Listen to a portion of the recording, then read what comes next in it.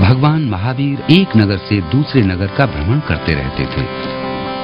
एक बार उन्हें किसी गांव जाना था। उस गांव को जाने के दो रास्ते थे। एक लंबा रास्ता था जो आरामदायक और आसान था। दूसरा रास्ता छोटा था मगर वो एक भयानक जंगल से होकर जाता था। महावीर ने छोटे रास्ते से जाने का निर्णय लिया। कुछ ग्वालों ने उन्हें उस रास्ते से न जाने के लिए कहा, क्योंकि उस रास्ते के जंगल में एक प्राणघातक सांप भी रहता था। उस सांप का नाम था चंड कौशिक।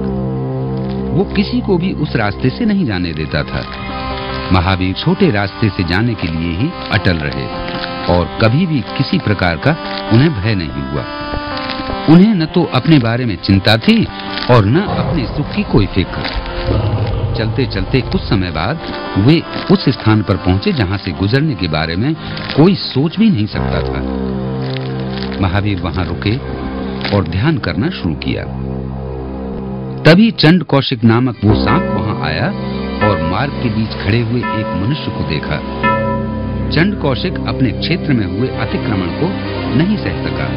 उसने महावीर पर जहर भरी फुफकार मारी। महावीर स्वामी बिल्कुल अविचलित रहे। उन्होंने उस क्रोधी सांप की ओर देखा भी नहीं। ये देखकर सांप को और ज्यादा क्रोध आया। वो क्रोध से अंधा हो गया और फुफकारते हुए और जहर उगलते हुए आगे बढ़ा और भगवान महावीर के पास जाकर उनके पैर में काट लिया।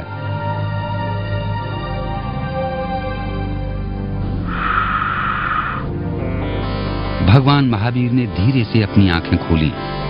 उन्हें कोई चोट नहीं लगी थी। उनके पैर से सफेद रंग का दूध जैसा द्रव बहने लगा।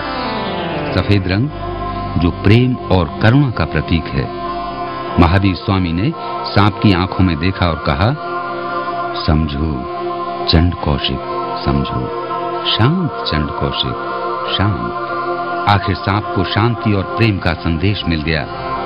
उसे पता चल गया कि वो कौन थे और क्या कर रहे थे। वो शांत हो गया और धीरे धीरे अपने बिल में चला गया। प्रेम और दया के कुछ ही शब्दों का ये था जादुई असर।